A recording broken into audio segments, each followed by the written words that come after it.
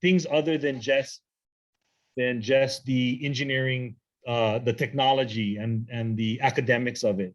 There is a lot more for all of us to be learning about leadership, far beyond the walls of our classrooms and our labs. So very, very happy that all of you are joining us, and we are very appreciative of all of our speakers to date. And we are so happy to continue our forum by providing you with the opportunity to talk with Mr. Micah Kane, who is one of my closest friends and someone that I look to on numerous occasions for guidance, almost on a daily basis. So I'm sure he was a little hesitant to take this request to speak, because I'm just constantly tapping his brain, because I appreciate what he has and the perspectives that he has. So with that, I'm going to turn it over to our hosts for today, our MCs. They are our two engineering student ambassadors,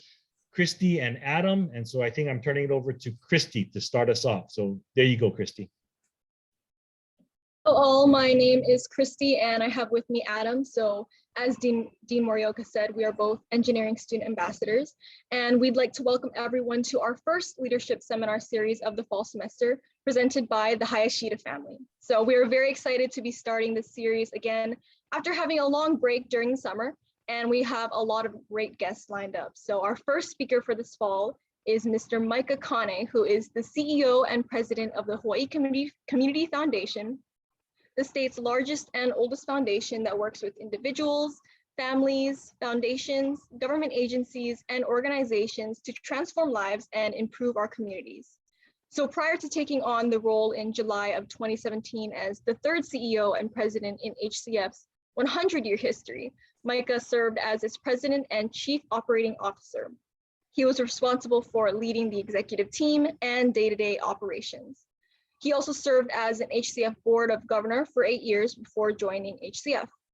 His previous work experience includes serving as Chief Operating Officer of Pacific Links International, responsible for operations and acquisitions of all residential and resort development in Hawaii. He was the chairman of the Hawaiian Homes Commission and the Department of Hawaiian Homelands, a 200,000-acre Native Hawaiian land trust, and served as the government affairs liaison for the Building Industry Association of Hawaii. He was raised in Hawaii and is a graduate of the Kamehameha Schools, Menlo College, and received his BMA from the Scheidler College of Business at the UH Manoa. In 2020, Hawaii Business Magazine recognized Micah as CEO of the Year. Over the years, Micah has been recognized with various awards, including the 2019 University of Hawaii at Manoa Scheidler College of Business Hall of Honors Award, the Koa Anvil Award of Excellence, the Salvation Army Partners in the Community Service Award, the Hawaiian Leader of the Year Award from the Ko'olaupoko Hawaiian Civic Club, Ho'oulu Leadership Award for Government, Menlo College Hall of Fame, Football Inductee, Environmental Council Award, Spirit of the Year Award from the Aloha United Way, and the Housing Advocate of the Year Award from the Building Industry Association of Hawaii. Micah was also a former trustee for the Kamehameha Schools and is currently a corporate board of director for the Hawaiian Electric Industries. And so now we'd like to turn the floor over to Micah for anything he'd like to share with us before we dive into our questions. Thank you, Christy, and mahalo to everyone for the opportunity to be with you this afternoon. It's nice to be amongst fellow UH Ohana as a proud alumnus of the University of Hawaii. I'm really excited to be with you today. Also want to congratulate Dean Morioka and his team for the work they've done. I mean, clearly your outreach into the community has been very successful, and your presence is definitely resonating out there, and it's shedding light on the talent of your students, Brennan. So congratulations for that. And definitely to Ken Hayashida and his family for all that they are doing for College of Engineering and for all that the Hayashida family has done for Hawaii. His father, Kazu, as Brennan knows, was part of the infrastructure and fabric of so much of Hawaii in the roles he played at Department of Transportation, I think under the Cayetano administration, and then over at the Board of Water. So very familiar with the Hayashida family and all they've done. I want to just take a few minutes and have some opening remarks. And I want to get into a little bit of lessons learned. But before I do that, I want to shed a little bit of light on, how I met Brennan, because I think it's apropos to what I want to talk about today. And I'm probably sure he's not expecting me to do that.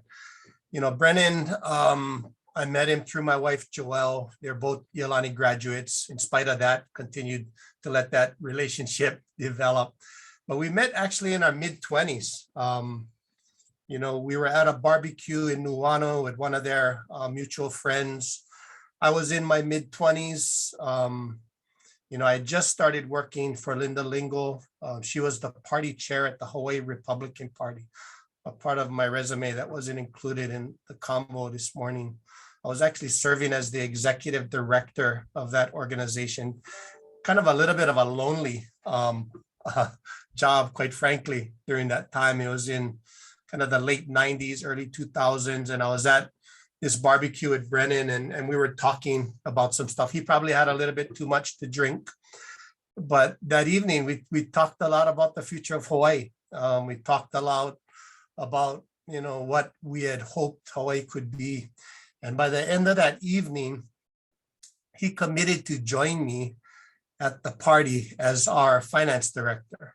And it was the beginning of an amazing journey of friendship and experiences. And a lot of what I'm going to talk about today is about that kind of period of time that I think we learned so much. And so, I'm going to tell a lot of stories about that period around that kind of political engagement. But in no time do I want this to be a political conversation, because it's not. I mean, a lot of our presence in what we were doing was not about any one party. It was about trying to bring about a two-party system that would create competition and transparency and conversations and debate that we felt, Hawaii lacked at that time. So please take it in that light. But we had a really good run together. From 1999 to 2002. We made a lot of good progress in electing bodies. We had the beginnings of a two-party system. We picked up like 11 seats in the House. We had 3 or 4 marriage seats. We picked up some seats in the Senate. We had some council seats, and we really was starting to see the debate, happen. And so, that journey was a big part of Brennan and my early years in our relationship. But I also want to thank you kind of in an odd way, because in preparation for this conversation this morning, I had an opportunity to sit down with my communication VP, Sheila Sarhangi, and Napua Yasuda, who's with us today, who's support to Sheila, and was able to just talk story. And that opportunity to reflect on my career really brought back a lot of good memories, a lot of good laughs. And so, from that conversation, we developed the talk I want to have with you folks today. And it's really around what we're calling the 5 most valuable things I've learned through my career. And while it's not here on the title, I'll put 3 dots and I'll put to date, because there's a lot more learning, that I have in front of me before I can, round out my career. And so I'm going to start with the first one, which is really around being prepared. And if we can move to the next slide, preparation is something I think we often take for granted. And I think, a lack of preparation, quite frankly, can be seen just about every evening when you watch the evening news. I think many people who get overly comfortable coming on media, they get complacent and they get cavalier and they make mistakes. And it's a clear indication of I feel, a lack of preparation. And I had a little bit of that experience myself. Dates back to, again, when I was serving the Hawaii Republican Party. We were in our 2nd cycle. That means we went through 1 election cycle already, and we were going into the 2002 election. And I was at home already. I was in the shower. I think I was getting a little too comfortable myself. And while I was actually in the shower, my wife receives a call from my cell phone. And it was an interview, a broadcaster by the name of Brooks Bear. You folks may know him by name. Brooks used to be with KHNL, and now he's with the Department of Health as their spokesperson. He's kind of in a hot seat. Good guy, fun guy. This was, 20 plus years ago. So Brooks gets me on the phone while I'm in the shower, and he says, I really need an interview from you. And I said, well, I'm home already, pal. Can we do this tomorrow? He says, no, man, I really need it. He was an up and coming newscaster. And he says, I'll come out to you. I'll come out to Windward City Shopping Center. I'll come out, close. It's 200 yards away from your home, and we'll do the interview there. So I felt sorry for the guy. I wasn't ready. I put on a pair of shorts. I put on an Aloha shirt, knowing that the shot was only going to be from the top up, much like it is now, but I'm wearing pants this morning. And I went out. Unprepared. And the reason why he wanted my comment is because we had a very contested council race, a city council race in Manoa, between council member Ann Kobayashi, who is recently retired, long time, very matriarch leader in Hawaii, and our candidate, a gentleman by the name of Sam Iona. And council member Kobayashi was supported by a union leader, very prominent union leader. And I had done the interview, and I took a pot shot at the union leader. I got cavalier. I knew it wasn't the right thing to say. I called them a crook on TV. And I stopped back. I stopped the interview. And I knew at that time that was the wrong thing to do. And I asked Brooke, I said, Brooke, I don't want to say that. Can you retake it? He retook it. But when you're a young broadcaster, you don't have a lot of say in what material they take. So I went home kind of going, whew, got through that one, got up the next morning, and it was all over the news. Kane calls this leader, this word. By 12 noon that day, we had 200 plus union people outside our office building with signs, just ranting and raving, much like how some of the anti-vaxxers are doing to Lieutenant Governor Green and Mayor Blangiardi. And it was my first real space in realizing how complacency and a lack of preparedness and not being focused can lead to challenges. I really believe that was one of the reasons that Sam Iona lost, during that election, was my failure to prepare. And, that's really etched in my head and heart, and I think about preparing. And so, my first lesson right out of the chute was, always go into your work being as prepared as you possibly can. The second lesson learned for me was, every person matters. Whether I showed up today and there was, 5 people or 500, you got to be prepared to give your best effort. And I learned this, again, during a campaign, back in 1996, when Lingle termed out as the mayor of Maui County, she decided to run for governor. And, our first meeting, there was 11 people. 9 of them was from Maui and 2 of them was from Oahu. She was Jewish, Caucasian, female with 11% name recognition. She had $35,000 in the bank, and she was going to run for governor. So we didn't have a lot of money.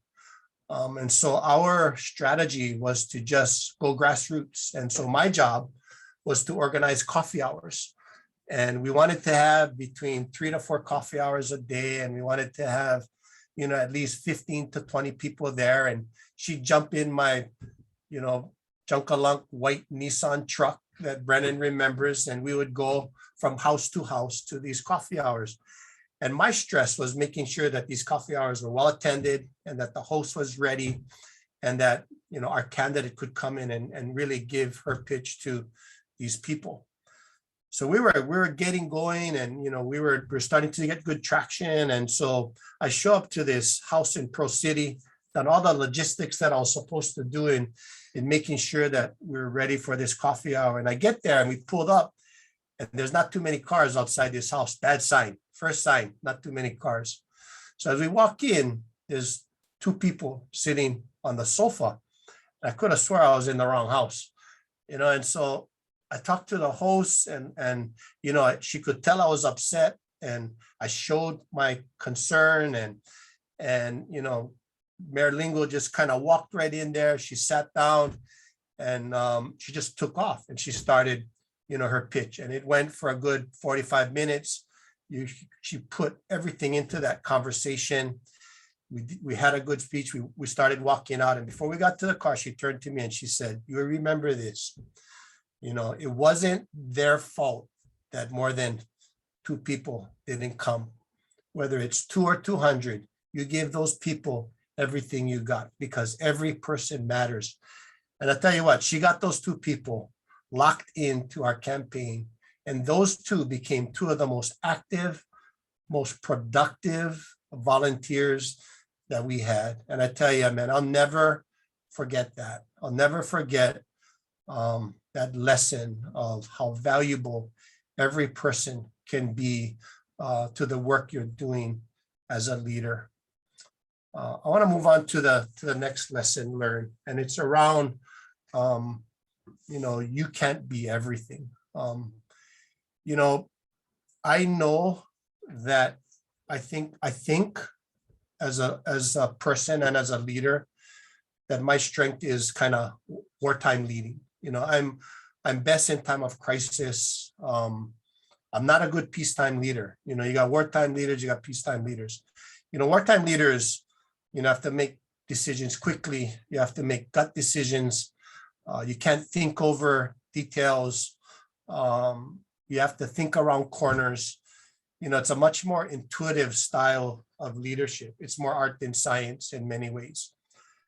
Peacetime leaders, you have to be more thoughtful. And the downside for me is that you can never run an organization in wartime all the time. In fact, it has to be a very small part of your time. 5%, 10%, of your leadership time should be around crisis management or wartime leadership management. The balance of that time is really peacetime. And if that's not your strength, which it isn't for me, you have to recognize that. Peacetime leadership is around, planning, and attention to detail, being methodical, establishing a strategic plan, establishing tactics, creating, dots to get you to each incremental, detailed, milestone that you're trying to do. And that's not a skill for me. And fortunately, throughout my career, I've been able to complement myself with detail-oriented people. When Brennan and I were at the party, we're very different people in many ways.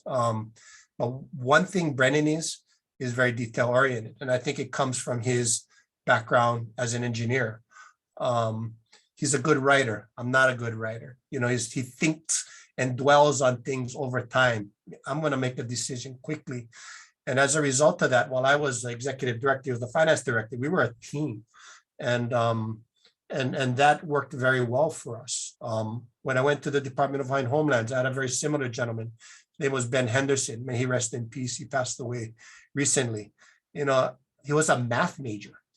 Very similar, very detail oriented. Today at the Hawaii Community Foundation, my chief of staff is a lady by the name of Jamie Kunichika. Petite lady, a firecracker, but extremely organized, extremely detail oriented. I have a one-on-one meeting with her every week. And I was telling Napua and Sheila, preparation for this conversation, I'm exhausted at the end of those meetings because she's challenging me in ways that I'm just not comfortable. And so I'm still building that muscle, but I'll never not be in an organization, leading an organization where I'm not looking for a partner that is complementing what I'm not, because you have to realize that you can't be everything. I'm going to move on to my fourth, and I only have five. I might have a sixth, but I'm contemplating. I'm going to move to a fourth now. And this one is probably the most important lesson for me. And I hope you take to heart this one, because this has been near and dear to my heart. Who you do things with is going to be a lot more important than what you're doing. My whole life was around chasing people, chasing kind of the camaraderie of that. It wasn't about like, anything in particular, nothing deep. And that has been a real blessing for me. When I started off in kind of the political arena, it was really being inspired by Lingle. She captivated my energy. When I went to the Department of Hawaiian Homelands, it was about being part of a team of people that I got to know, through that political journey.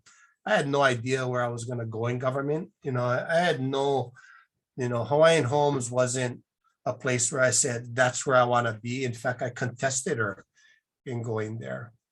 I also use my wife, Joelle, as an example. She's an attorney. And while she's a good attorney, I think she's a great attorney because she loves the people she gets to meet with. She's a trust attorney. She likes to meet with elderly people. She has a passion for meeting with elderly people. We get custard pie, apple pie, coffee cake at our house in an unlimited manner because she has so much aloha for these elderly people, and they see that in her. And as a result of that, her talent comes out. And so I'd really encourage you, while you guys are going to be engineers, and perhaps you might see yourself in an engineering company, don't for a second think that your talent isn't transferable to other industries. In fact, I can guarantee you that if you own your own engineering company, and you can ask Ken Hayashida, the sponsor of this seminar series, or Brennan Morioka, who ran engineering companies, you probably do a lot less engineering than you do other things. You deal with the human element of leading an organization. So lean on those strengths and just remember, think about who you want to do things with versus what you want to do. And I can guarantee you, you'll have, much better chance of success. The last one I want to share with you is around, there's always space for you. And I think about it in the context of room on top. You're going to be told that I'm sure someone in your time while you're at school is going to they're going to tell you this. They're going to say, go be a civil engineer because, we need civil engineers in Hawaii, even though your passion might be electrical engineering. Or they're going to tell you, go into this line of work because, there's less competition in that space. And I would encourage you not to listen to that voice. You need to go where your passion is, because no matter what, there's always room at the top. And what that means is that if you want something and you're going to grind it out, you're going to get it. This is going to sound a little bit, bad, but the reality is the competition is lazy and there's a ton of mediocrity out there. And if you're willing to work hard and commit, and grind it out, you're gonna have a little taste of what it is to kind of poke through the top. And when you poke through the top, you're gonna see that horizon is clear. You're gonna see a runway of opportunity that the mediocrity level, just blinds you by. And there was a couple times, I think in the organization that I've been affiliated with, where we kind of made it there, and you don't stay there long. You end up falling back and you reposition and you work hard and you poke through again. Very few organizations can really stay there for a long time. You know, I felt it in our organization at HCF during the pandemic when our team came together, you know, in a way like just unbelievable. And you gel and you take off your egos and you just do some amazing work and it feels great. And unless you aspire for that or work to that, you'll never feel it. And so I would really, really encourage you to don't take that pathway that is one that may not be your passion, but is one that might seem more opportunistic. Go after the one that you love and don't hold back from there. Just grind it out. I'm going to add one more, and it's something that I think is very important. And Napul doesn't have a slide for this because I thought about it when I woke up this morning. You know, the most powerful energy in the world, when you think about, you know, what's the most powerful kind of energy? And people are going to go like, well, kryptonite, because kryptonite, you know, can take down Superman. You guys all might be too young for Superman, but kryptonite was this energy that really could take down Superman as the superpower for the world. Some people will say it's, you know, nuclear energy, you know, because it's the most stable and it's hugely powerful. But I'm going to tell you, the strongest energy in the world is hope. And hope is something that if you can galvanize it, it is the most powerful energy in the world. And again, I experienced it in the 98 campaign when then Mayor Lingle was running against Governor Ben Cayetano.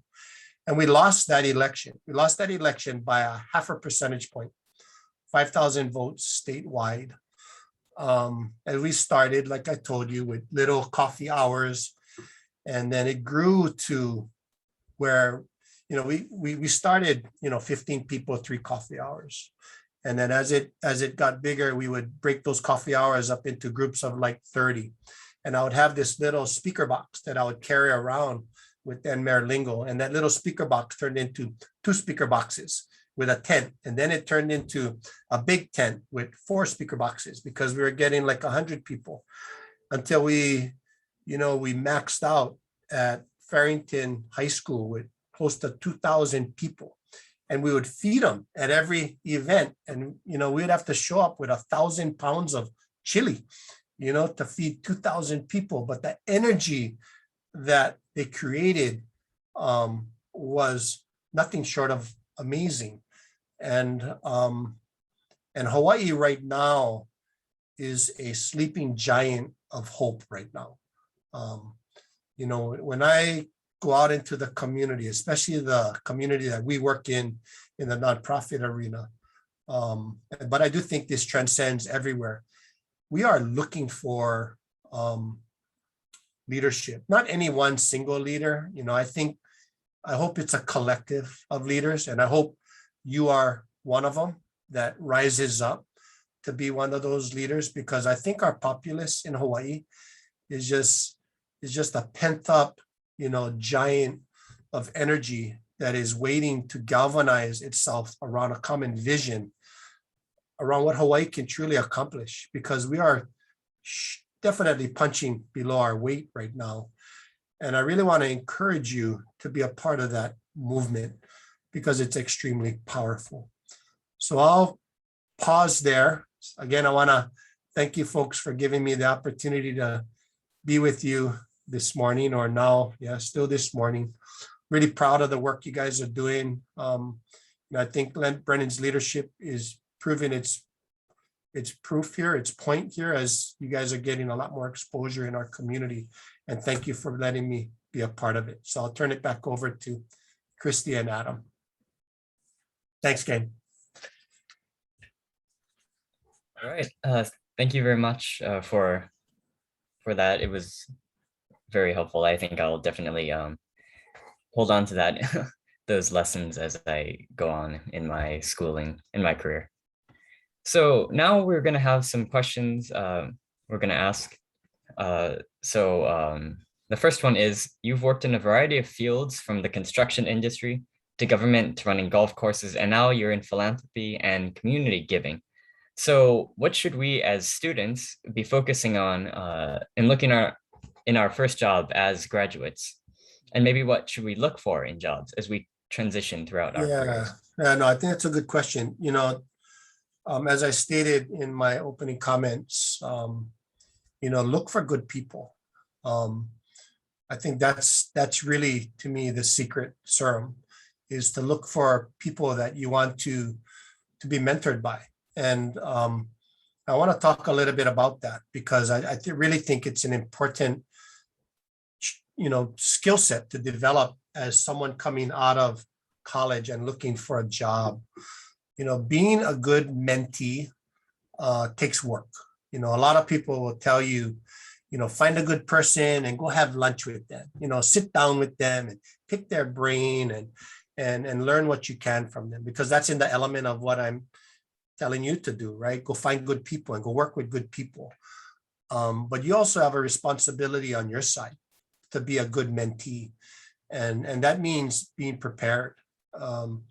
You know, Even today, I have mentors I lean on. But when I was younger, I had a mentor, still a mentor today. His name is Dick Gushman, a very quiet philanthropist. He was one of the leading developers in the state of Hawaii.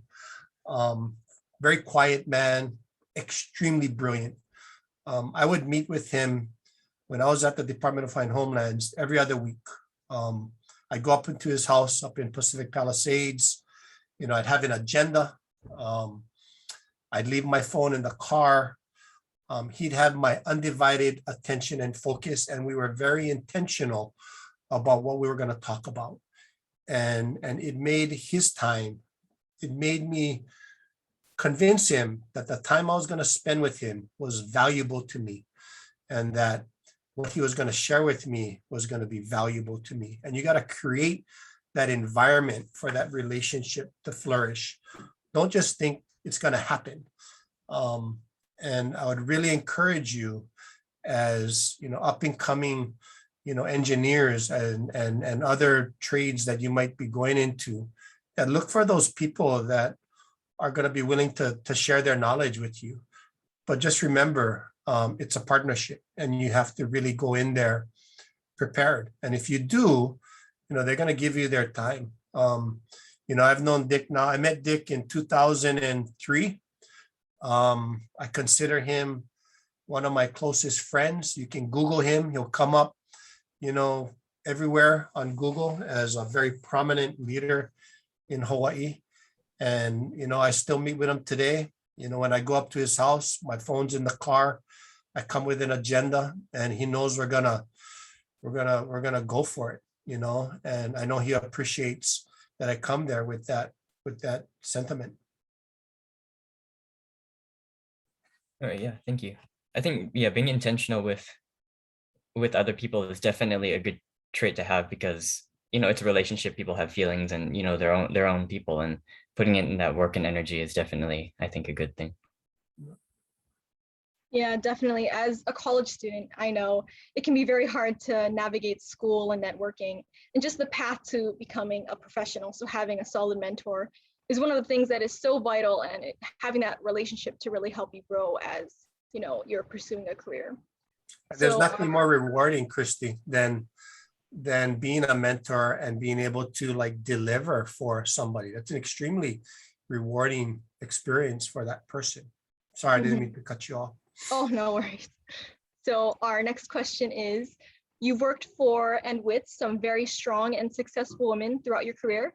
You're married to a successful attorney, and you have 3 grown daughters. So was there any specific advice you shared with your daughters that you can share with some of us young females in engineering as we prepare to graduate and face the challenges of entering the workforce? So especially when females typically represent only 1/4 of engineering graduates.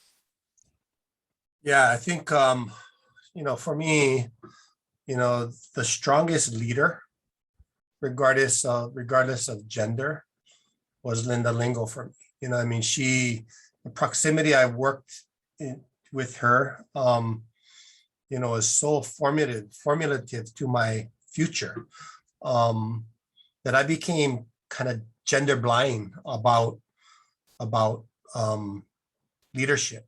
One of the strongest leaders that I work with today is our vice president of community grants and investments, Michelle Kauhane. I mean, she can walk into my job tomorrow, and in some ways do a better job than me. She'll do it differently, but she'll do a better job in some ways than me because our strengths are different. I would encourage you to approach your work, if you're a female, in a gender blind way. You have every right to be a leader in your own skin. And I don't believe, that you should be viewed any less, worthy of that than anybody else, regardless of your gender. I just feel very strongly. It's without question, though, that our community has an inequity out there. So I recognize that. And that's for us to try to help change, right? I mean, that's something that at the White Community Foundation, we feel very strongly about, eliminating inequities in our community. And I think seeing more women in leadership is one of them. If you look at my leadership team, I think we have 7 women, 3 men. And that's not intentional. That's just kind of the way it happened. Because we have just a really good stable of strong women who are passionate about the work we're doing.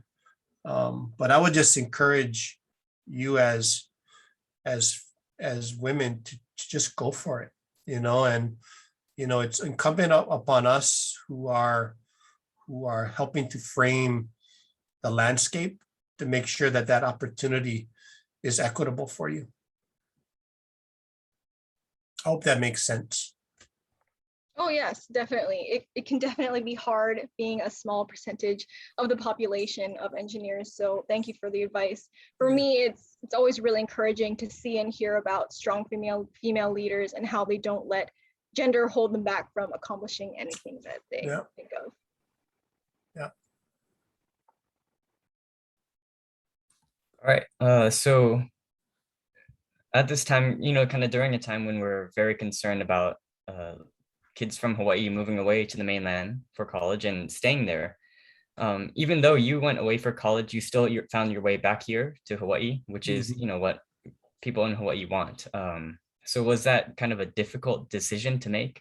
What drew you back, and what does Hawaii need to make coming back home or staying here a more attractive choice for the young people here? Yeah, I think the decision kind of made itself for me. I grew up in the ocean, and my family had a commercial diving business that operated out of the Leeward Coast, out of the Waianae Boat Harbor. And so I spent myself wet, I spent my upbringing, wet. I was always in the ocean, that was my sanctity to, even through my career, if I'm in the ocean, I got to get wet, and it kind of purifies me. It makes me feel better. When I was on the mainland, Menlo College is located in Northern California. And so, I figured the ocean was the ocean, right? Pacific Ocean coming out of San Francisco and Pacific Ocean in Hawaii. That was only the second time I left Hawaii, so I didn't know any better. And so I had a friend who was living in Sausalito, and which is north of Menlo College. And he says, well, I'm going to take you diving since you're a diver. And so I was like, shoot, let's go. He says, don't worry, I got everything. So we get out to this beach, and he starts pulling out, truckloads of stuff, wetsuits and gloves and, super thick plastic masks. And, it took us like 45 minutes just to like get ready, whereas I'm accustomed to just like taking off my shirt and diving in the ocean, right? And then when we get in there, there's like kelp, and he's telling me that, be careful for the great white sharks. And so, that was the first flag that said, I gotta go home. And so, I kind of share that story in a little bit of humor, but the reality is that was it, man. I mean, it was the elements of Hawaii that I grew up in, whether it was the environment, both physical environment or social environment, is what will always keep me here. One of the things that I hear that concerns me a little bit is when parents encourage their kids to stay away because life here is challenging. And what the reverse message of that is, it's saying, leave the fixing to somebody else. And I don't think that's the right message we want to send, our kids who are either here today and thinking about going for employment permanently on the mainland without any really thought about coming back, or who are on the mainland and we want to come home. This is our home, and we all have a responsibility to change the things that are not good. It's not somebody else's responsibility to change those things. We all have to own a piece of it. I liken it like when a family has dinner together. We all had this experience, right? You had a great dinner. One of your family members did all the cooking. You look into the kitchen and there's dishes everywhere, right? Big pots and pans that need to be cleaned. Lots of plates that need to be cleaned. We're all sitting at the dinner table. And then, some of us just want to kind of be lazy and let that one or two people clean the kitchen, right? Whereas we all know that if we ever all just did a little bit, right? If we all just did a little bit of our part, it wouldn't be such a miserable experience, right? And so I think it's incumbent on us, all of us who's on this screen, all 58 of us, to share a little bit of that burden. And so, that's where I would go with that. Christy, I just really felt coming home was my kuleana, my responsibility to what it gave me while I was growing up, regardless of what the status was, of that place. Yeah. I've lived here for all of my life. And it's, Hawaii is a beautiful place, and I've enjoyed all of the things that it has to offer. And I want to be an engineer because engineers help people, and they make stuff and kind of solve problems and stuff. So I want to be an engineer, but also in Hawaii because Hawaii's given so much to me, and I feel like it's a good thing to give back and help others to have the experience that I've had. Great to hear, Adam. Great to hear. Yeah. So Dean Morioka put in the chat, and I'll just like to reiterate it. If anyone from the audience has a question they would like to ask Micah, please put it around and we'll get around to some of them. So now we have kind of a fun question for you, Micah. What is one of the craziest things that you did in college? Oh my. Has to be G or PG rated now.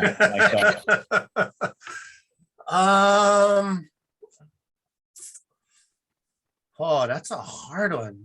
Jeez. What is the funnest thing that we did? Yeah, so Menlo College used to be a junior college back in the 80s, 70s, 80s. And it was, if you weren't that smart, it used to be the back door into Stanford. So there was kind of this Stanford relationship. By the time I got there, they converted from a junior college to a four-year institution. But a lot of the kids there who were 2 or 3 years older than me still had that Stanford aspiration, and they had that Stanford connection. And so we used to do what's called, I don't know if you, please don't go out there and do this if I share this story, it's called ice blocking. We would run into the Stanford golf course because our friends had connections there in the middle of the night, and we'd take ice blocks and slide down the courses. And we got caught one night. And I tell you, that was the scariest night of my life. I thought that was going to be a pivot in my trajectory, definitely there. But I would say that was probably one of the funniest experiences. I never went back though, Stanford was only about a mile away. You're taking a truckload of big blocks, maybe 2 feet by 2 feet. It's big blocks. And you just slide down these hills, but it's fun as heck, man. But anyway, I'll keep it at that. All right, thank you for sharing. That certainly sounds like a very fun experience. So for me, I haven't started, a career yet or my job because I'm still in school, but sometimes I find myself starting a project for school with not a lot of knowledge in the area we're working on. And then I kind of have to scramble to pick up all the skills that I need. And sometimes it's a bit overwhelming. So were there any skill sets or knowledge that you wish you had known when you first started your career? And where did you obtain A ton of that them. knowledge? Oh, a ton of them, Adam. I still don't have it. I'm still on a journey right now to learn more and become a better person. I think recognizing your weaknesses as early on, the better. I struggle to be a better writer right now. I work hard and I have people review documents that probably someone, I think probably at my level, should be much more skilled at doing. And so I surround myself with people who are good writers, so that I can be much more succinct in what I write about. I'm an emotional guy. I wear my emotions on my sleeve, and that's not always good.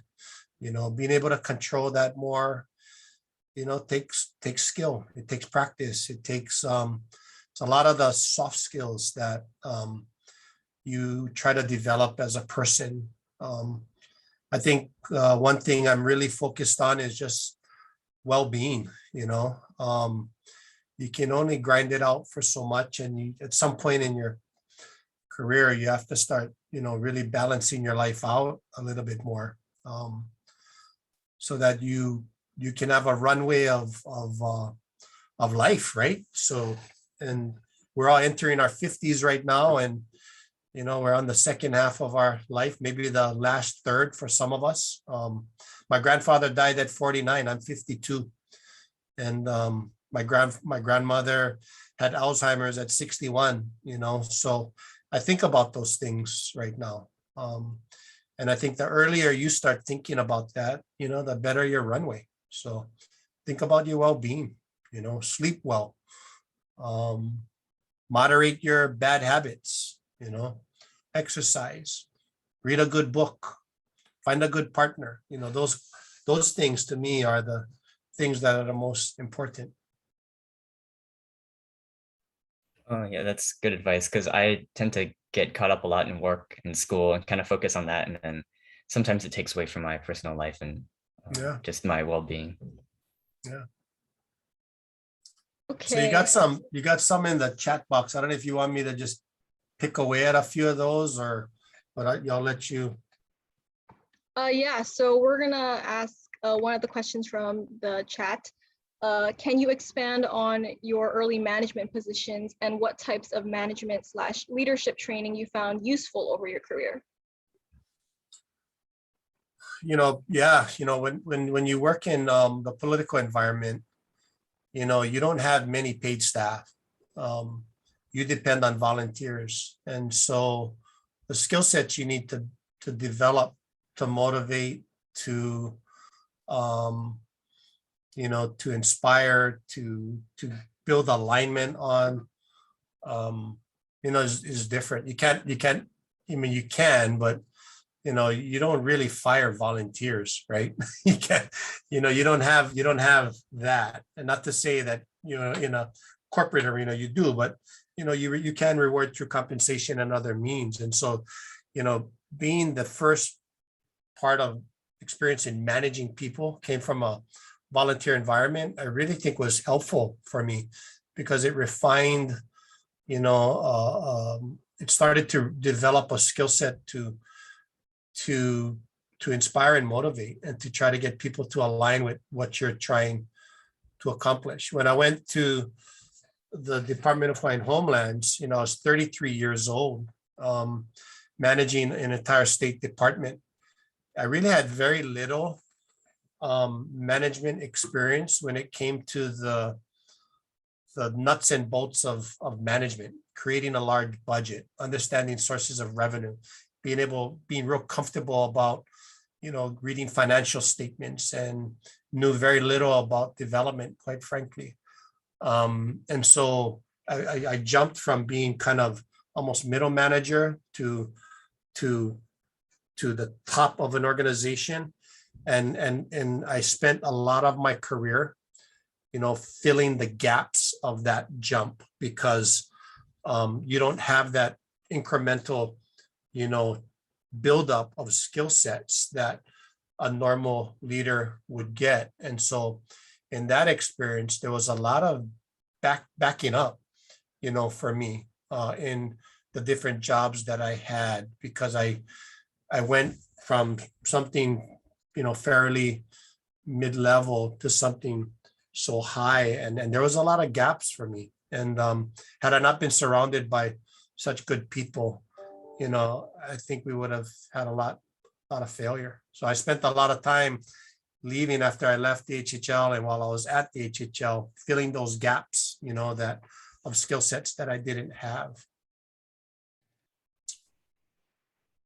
So I'm gonna close with the last question, Micah, since we're butting up on the top of the hour, and I know that there's actually a lot of questions, and really good questions that, we could probably go another half hour to an hour, but I want to be respectful of everybody's time.